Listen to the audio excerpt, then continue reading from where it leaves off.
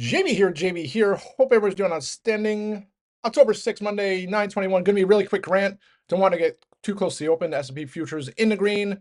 Um, on this a quiet week. Obviously, the government shutdown still stealing the headlines. It'll be the sixth day of the government shutdown. No jobs report on Friday.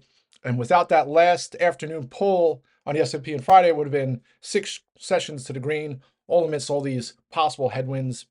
Um, Geopolitical situations and it's just remarkable stuff. The tariffs, inflation, jobs, jobs just getting destroyed, not destroyed, but obviously declining from 2022 and 2023. And now this week, we not much in the way of catalyst, right? We have the Fed minutes on Wednesday. I'm sure that's just gonna we'll see what happens with the dissenter, right? And then just today you have the OpenAI's developer conference. You already saw news this morning. I keep talking about this, the great circle jerk, and they call it like the circular financing, whatever wording or jargon they want to use for it. But one of these days, weeks, months, years is going to be an epic fall. I wouldn't say fall from grace. There'll be a pullback of substantial proportions. But it's obviously as we at all time highs. It's like you know, Captain Obvious here. Yeah, of course there's going to be a pullback at some point. But to me, it's like who knows the valuation of all these different deals that are going on. So this morning it's OpenAI, a possible 10% stake in AMD, thresholds for the stock price. They're going to fund up to 6 gigawatts of power for OpenAI. OpenAI is going to pay AMD, but then AMD is going to give them a stake with warrants of 1 cent. It's just like a whole circular financing. So it's like, oh, if they give them the chips, they get the money, they get the shares. They use the shares as leverage to get more loans to buy the stock. And then the stock goes up, and as the stock goes up, the leverage goes high. It's just one of those transactions. Uh, you know, the rooster comes to roost. So I had this. This is Friday. A bubble 7 times the size of .com frenzy. This morning in Market Watch, this AI skeptic got feedback from the industry, and now he's even more pessimistic. And these are people who've probably been fighting this AI capex spending supposed bubble for 12 months at least, right? So again, they'll be the ones pounding their chest when it does happen. But his thing is, the depreciation, right? What does it look like when these servers are online for 2-3 years? What is it? Is it normal depreciation? Is it substantial as technology has leaps and bounds of improvement? So good points. But then you have Kramer this morning saying, "Oh, this deal this morning with AMD and OpenAI just shows that the addressable market is bigger than anybody can think." But it's like, who knows? Nobody knows for certainty what the addressable market is for this. I mean, that's some of the reason why the markets, you see, to look at AMD today just going bonkers, because maybe maybe it is. And one of the thresholds on there, the deal for AMD is $600, right, for their stock price. So why don't you just round it up to 1,000 at this rate? But I remember talking about AMD back at the end of last year, and then during the lows at the tariff.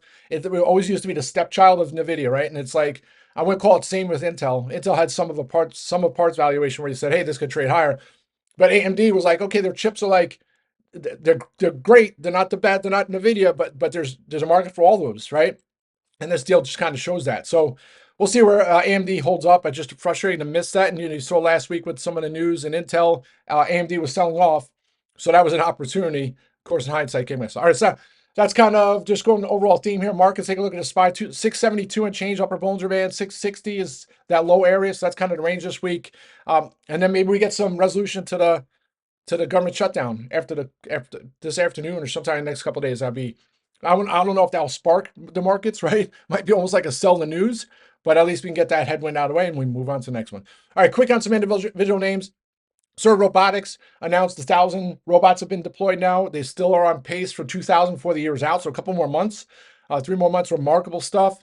Again, if that's the case, 60 to 90 million revenues, the stock should be trading into the 20s, in my opinion. So it is sitting exactly at that 1375 handle I've been talking about for months now. It breaks over that this morning. I'll probably lock the October 14s in, which should be up 300-400%, and then I'll look to get some later date strikes. That's SERV. Edit, one of 2 trades I did on Friday, closed the last of my July strikes. The $5 calls for some nice profits, close to 100% order right in those freebies. And then in lieu of missing, because I think this might trade up near $10 and beyond, I went and got some of the 750s for with some of the profits. Inexpensive, high risk, high reward, right? And I think the reward is what will be the outcome. So that's Edit. Post some charts over the weekends. Obviously, Cardlytics. Last time I had the bull flag back in July. Epic fall, right? from the threes all the way down under $1. I don't think deja vu is going to happen here. Maybe some footing here today. It's just unfortunate Citron Research is moving on like whack-a-mole onto his next stock that he wants to pump. All right, so that's that's CDLX. Duolingo, I'm doing a rant Friday afternoon, and I kind of convinced myself to get some strikes. And instead of trying to get weeklies again, this time I went further out to get some time, inexpensive. Because when it breaks, it's gonna be 5%, 5%. Next thing you know, you look, it's gonna be 370 plus. So that's the premise there. We'll see. It's like 50 cents here in the pre-market. It'll be an important day here today. Then other names I'm watching, XYZ. I got those calls last week. Never wrong, just early, and watching it here today. We'll see if I think it trades over $80. You look at the chart, very tight, and you saw Bitcoin trading over 124 over the weekend. So surprising that hasn't really traded in sympathy. So maybe at some point it will. And then on the flip side, I'm still looking at Adobe. I think if it could break 330 is the next target, and then once it breaks 330, it's under $300. So that's kind of my spec hedge trade. Not only that, it's a name that probably AI is negative for them, right? So yep. Take a look, Citron right all over it on that, right? CX, nice J-Rock. All right, so that's Adobe. Other names, still watching Reddit here, and boggles my mind. It was down another 13% last week. Here it is, still at 208. It's not even gapping with the market. So I don't know if there's another pull. I thought under 200 for a minute. If it held that Friday, that wasn't it. So don't be surprised if I add some spec lottos on that if I see some decent premiums. And then last but not least, I was looking at TKO on that 60 minutes piece last Sunday. Sure enough, it gapped and ran, so I missed it. And then it just fizzled for the rest of the week, gave back all the gains. I'll be watching again today because I think this trade's near 210 in the coming weeks. All right, that's it. Let's have a great day. I'll be back on audio later. Rock and roll.